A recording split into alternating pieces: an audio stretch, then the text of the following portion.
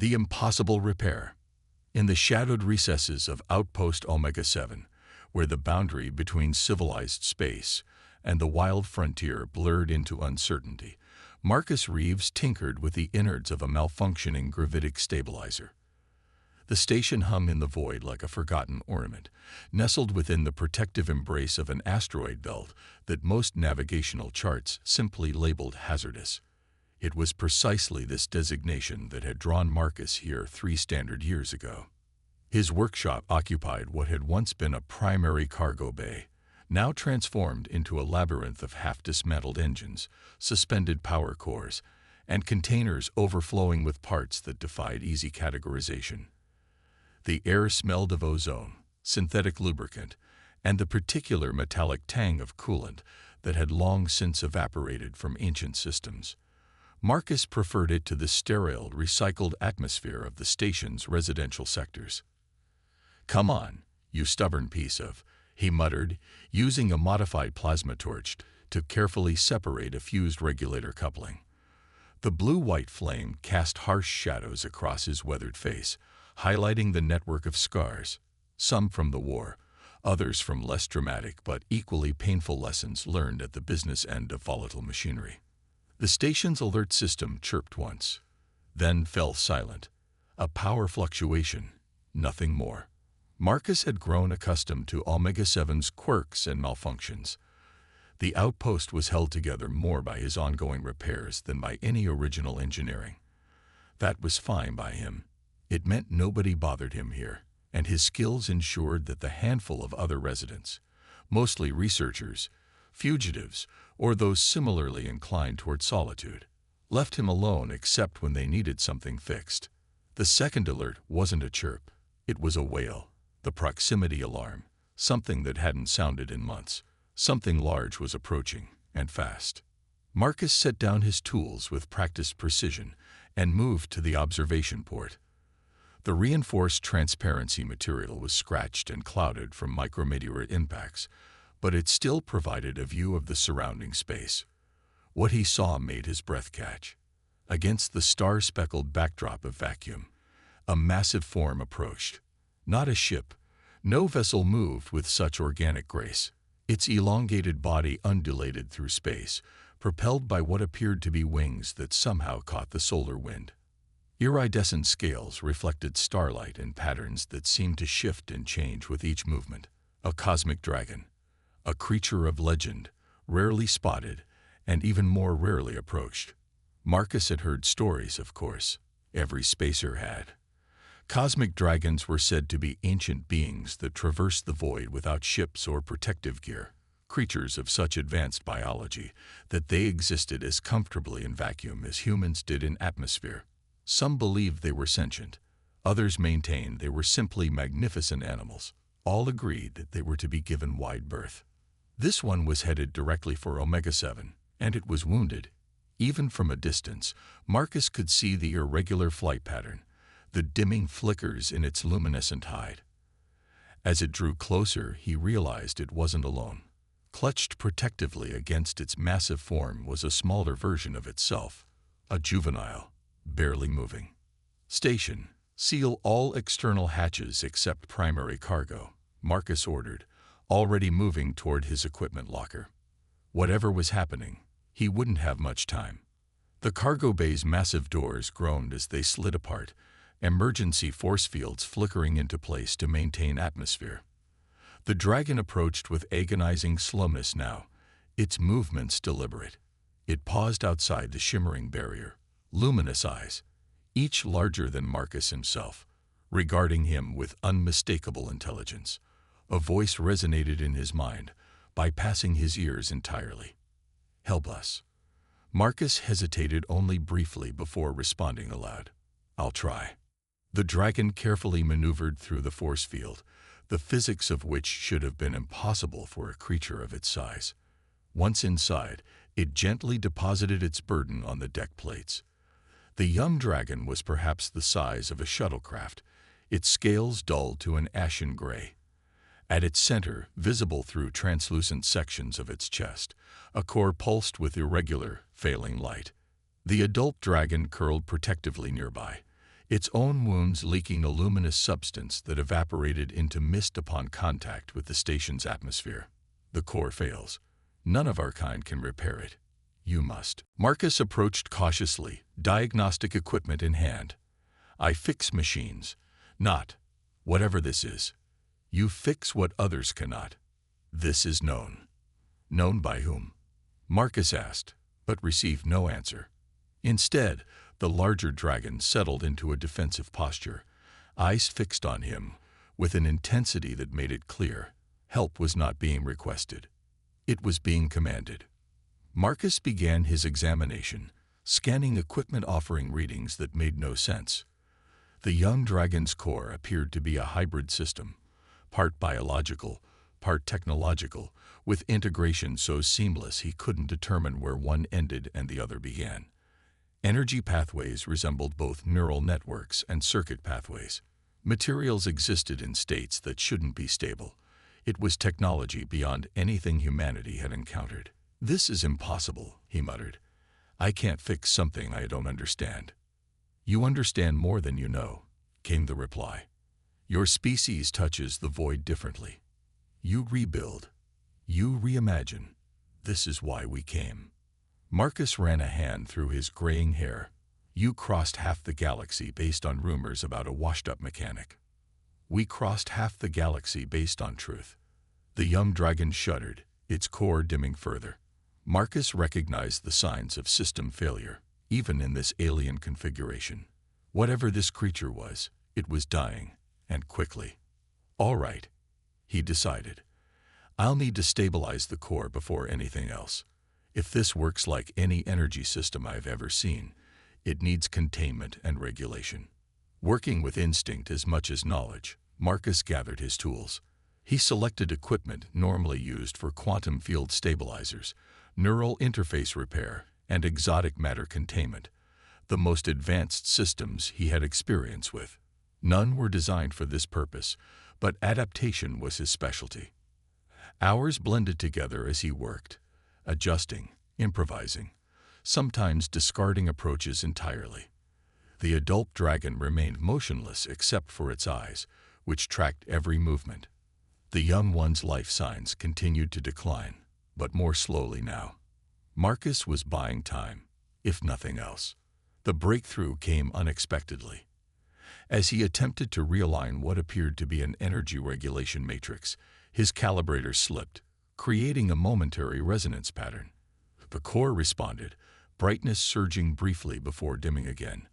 But in that instant, Marcus saw the solution, not in the technology, but in the pattern itself. "It's not failing because it's damaged," he realized aloud. "It's failing because it's out of sync." The universe operated on frequencies and patterns. Stars pulsed, galaxies rotated, cosmic background radiation hummed, all in patterns that, if one knew how to listen, formed a kind of music. This creature's core wasn't just an energy source, it was attunement to that cosmic symphony. Marcus reconfigured his equipment, no longer trying to repair damage, but instead creating a resonance that would allow the core to reestablish its own rhythm. It was like tuning an instrument rather than replacing broken strings. The adjustment was delicate, requiring sensitivity beyond what his instruments could provide. Marcus found himself working by feel, by intuition, making micro-adjustments based on how the energy flowed rather than any empirical measurement. "Come on," he whispered as he made the final calibration. "Find your song again." For a moment, nothing happened. Then the core pulsed once, strongly, and began to glow with steady, increasing luminosity. The young dragon's body shuddered, then relaxed. Its breathing, previously shallow and irregular, deepened and stabilized. "You have succeeded," the adult dragon's voice resonated with unmistakable relief. "When our own shapers failed, you succeeded."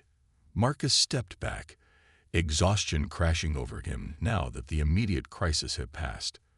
"What exactly did I succeed at? What are these cores?" "Life, consciousness, connection to the void song. Without the core, we are merely flesh, not dragons." The young dragon's eyes opened, luminous with renewed energy. It regarded Marcus with curiosity, Then, with what could only be described as awe. "You have touched the void song directly," the young one spoke into Marcus's mind, its mental voice higher, brighter than its parents'. "This is not possible for non-dragons." "Apparently it is," Marcus replied, finding himself smiling despite his exhaustion. "Though I couldn't tell you how I did it." Humans, the adult dragon's mental voice carried a note of what might have been amusement. Always doing the impossible without understanding how. Over the next few days, the young dragon recovered rapidly. Its scales regained lustrous color, shifting between deep blue and violet with motes of light that resembled distant stars. The adult, who Marcus learned was called Zerelia, began to heal as well, though more slowly. She explained they had been attacked by something she called void hunters, entities that sought to harvest dragon cores for their energy. Marcus learned the dragons called themselves astrolids, ancient beings who traversed the deeper reaches of space, occasionally interacting with younger species, but largely keeping to themselves. They were guardians of sorts, though of what remained unclear in Zerelia's explanation. "Why me?"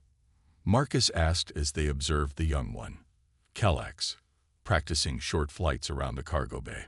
"There must be more advanced civilizations, better equipped to help." "Advanced, yes, but advancement often leads to rigidity of thought. Your species still possesses intuition untamed by certainty. You try what should not work because you do not know it cannot." Word of the dragon's presence spread throughout the small station. Most residents maintained a respectful distance, but a few brave souls ventured to Marcus's workshop to glimpse the legendary creatures. Calax enjoyed the attention, showing off aerial maneuvers that defied the laws of physics as humans understood them. 1 week after the repair, as Marcus was explaining to Calax how a particularly complex engine functioned, the station's alert system activated again. This time, multiple signals appeared on the tracking system. "Ships," Marcus noted, studying the readout. "At least 7, approaching fast." "That's unusual." Zerelia moved to the observation port, her massive form tensing. "They have found us. The Void Hunters never hunt alone."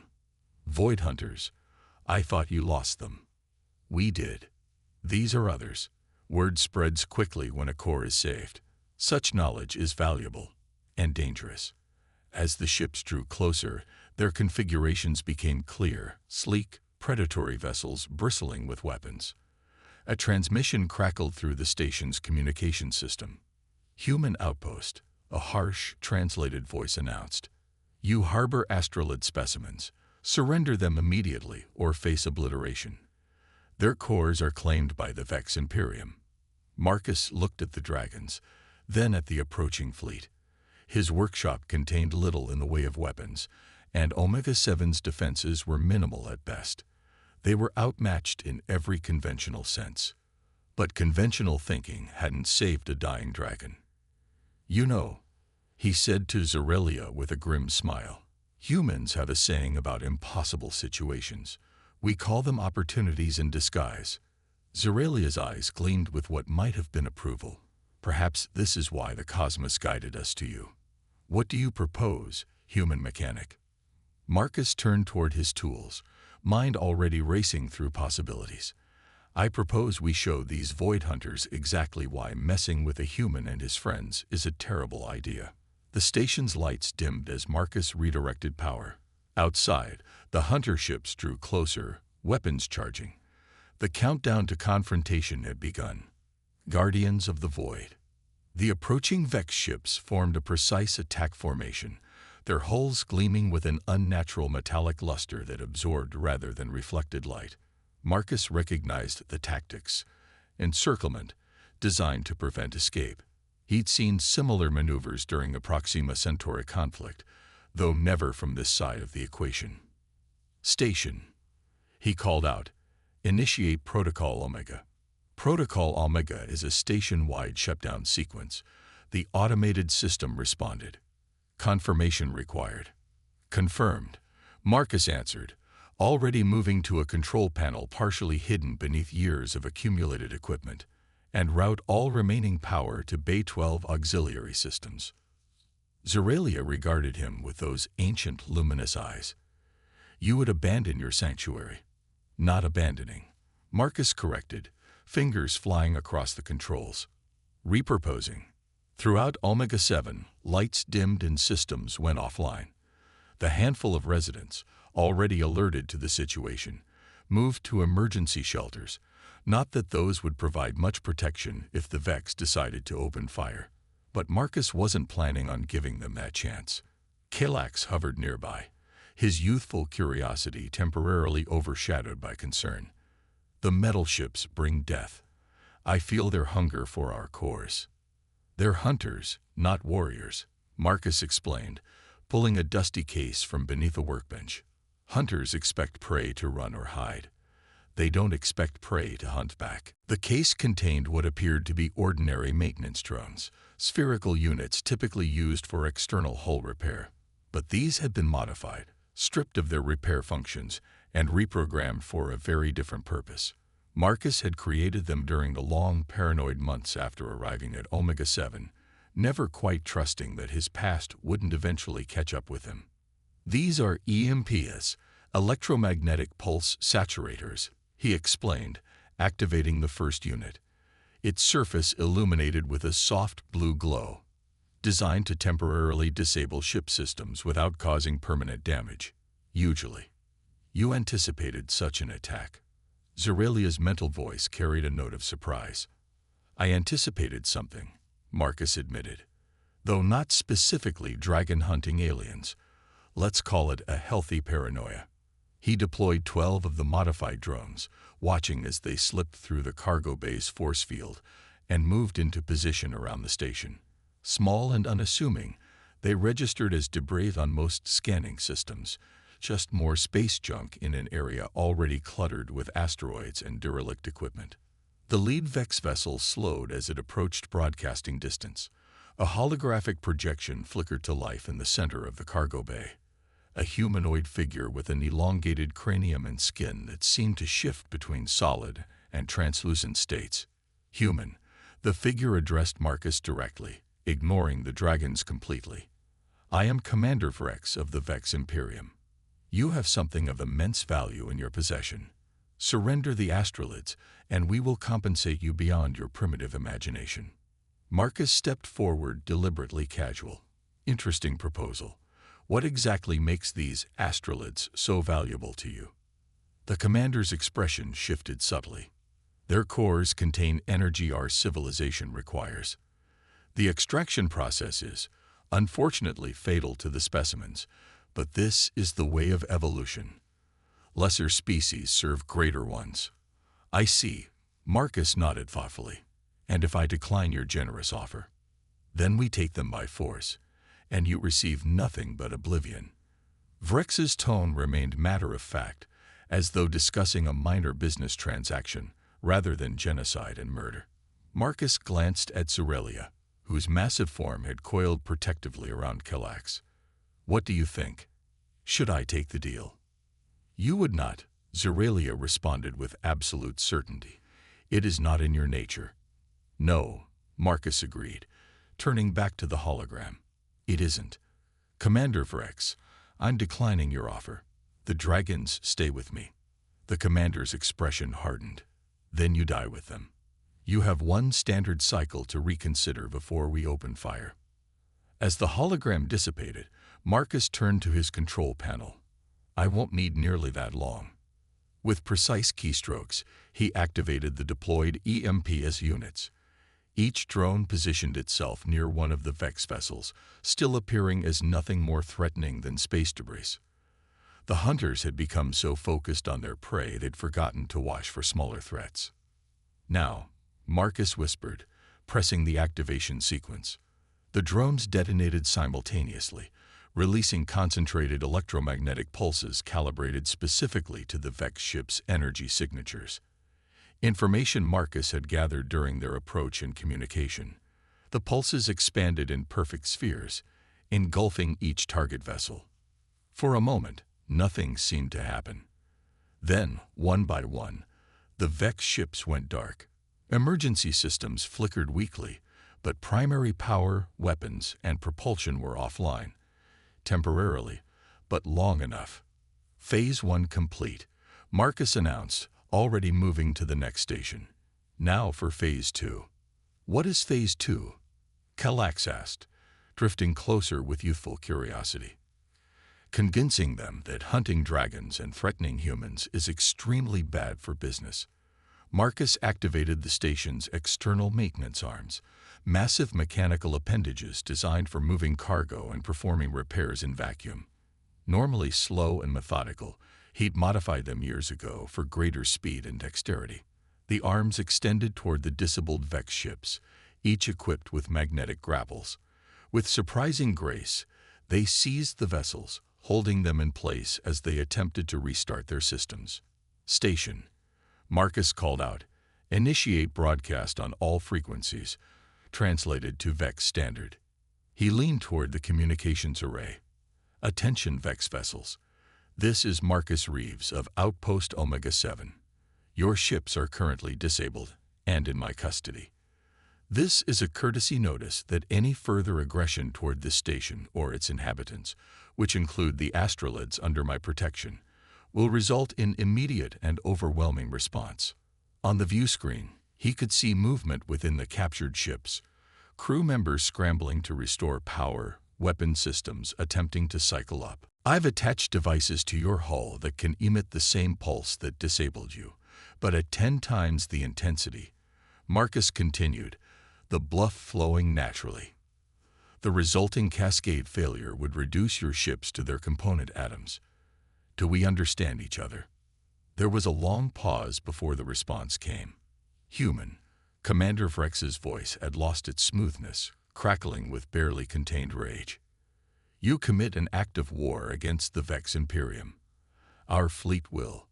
"Your fleet will do nothing," Marcus interrupted, "because I've just transmitted the specifications for my EMP technology to every major power in this sector, including your rivals, the Saurine Collective."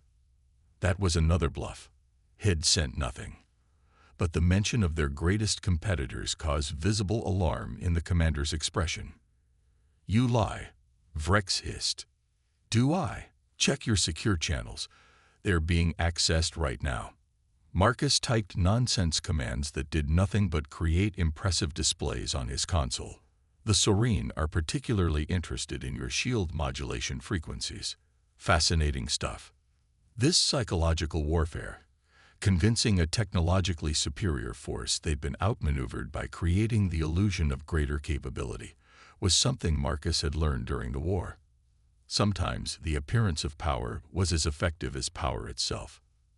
Zerelia moved forward, her massive form radiating controlled strength. "Tell them what we are, human.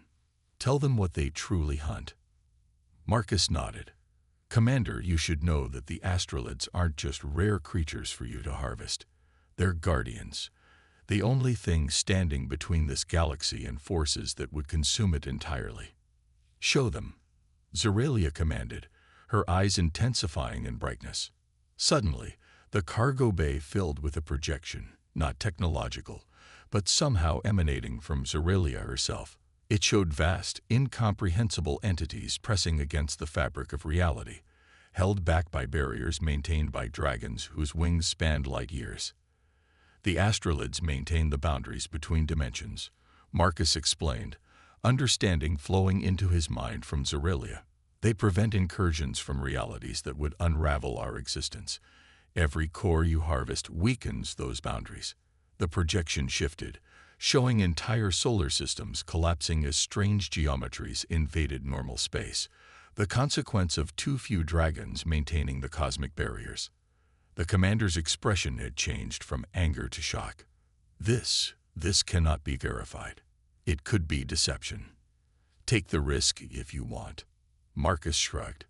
"But ask yourself, if I'm right, how many harvested cores until the collapse reaches Vex space?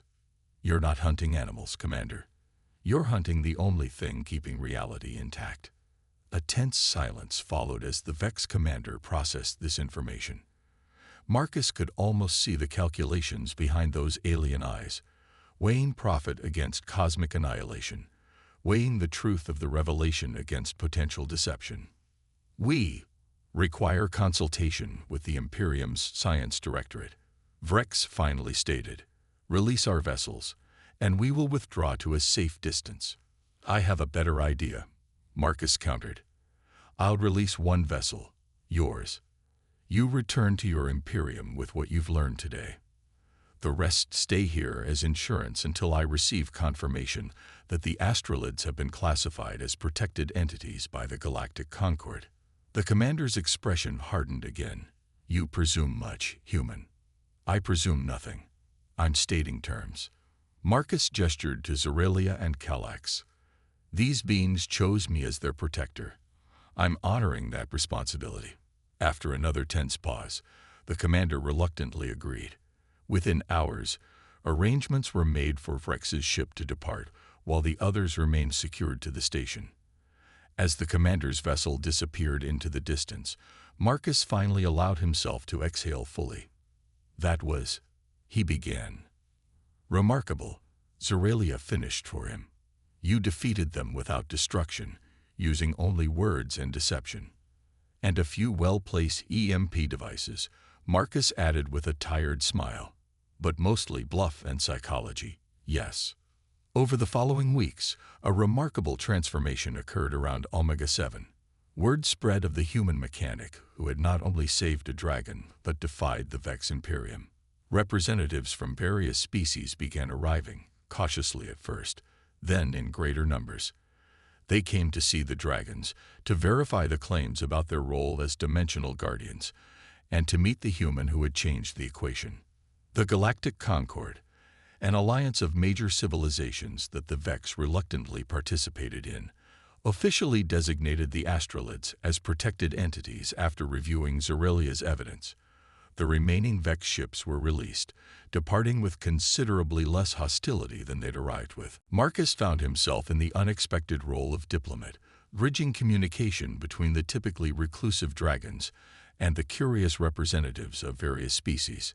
His workshop became a meeting ground where ancient cosmic wisdom and diverse technological approaches were shared and discussed. "I never planned to become the galaxy's mediator," he admitted to Zorelia one cycle as they watched Calax demonstrating void flight techniques to fascinated xenobiologists. "Few who change the course of history plan to do so," she responded. "They simply act according to their nature when the moment demands it." Calax had grown noticeably in the weeks since his core was repaired, his wingspan nearly doubling. More significantly, his understanding of mechanical principles had expanded exponentially. The young dragon had developed an unexpected passion for engineering, pestering Marcus with endless questions about how various technologies functioned. "We have existed for eons, maintaining the boundaries between realities," Zorelia explained as she observed her offspring dismantling and reassembling one of Marcus's spare gravity modulators with telekinetic precision. "But we rarely created. We preserved, we maintained, we guarded, but creation was not our way. Until now," Marcus noted, watching Calax integrate an improvement of his own design into the modulator. "Until you showed us another path. Preservation and creation need not be separate pursuits." As Omega-7 transformed from forgotten outpost to interspecies nexus, Marcus often found himself looking out at the stars, contemplating the strange journey that had brought him here.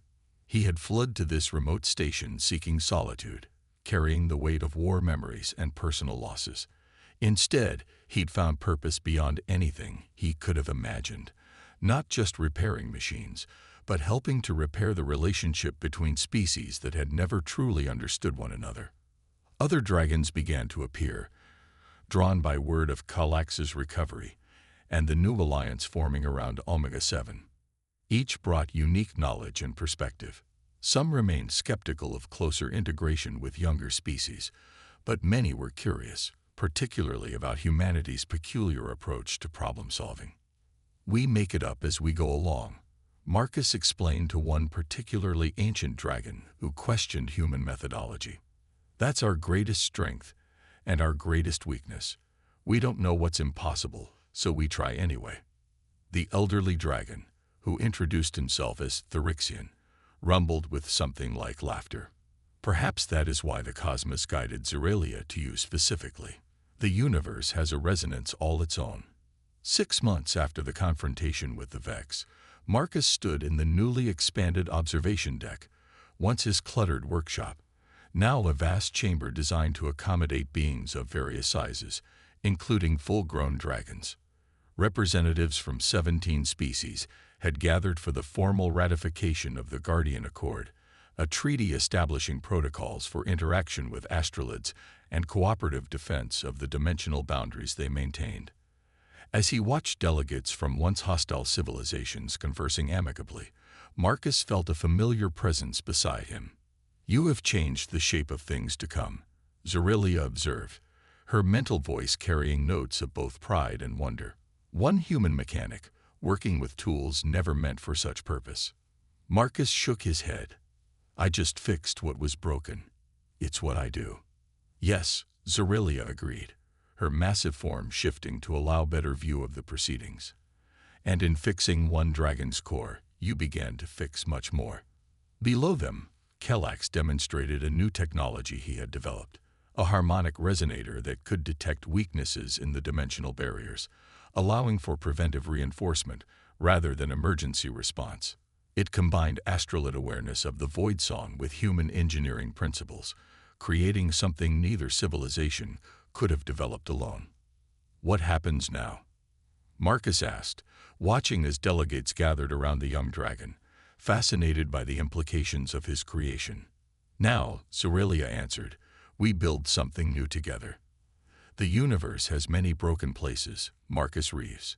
"Perhaps they have been waiting for a mechanic who does not know what cannot be fixed." Marcus smiled at that, feeling for the first time in years a sense of belonging, not just to a place, but to a purpose. "Well," he said quietly, "I've got plenty of tools, and I'm pretty good at improvising." Beyond the observation windows, stars gleamed like possibilities waiting to be explored.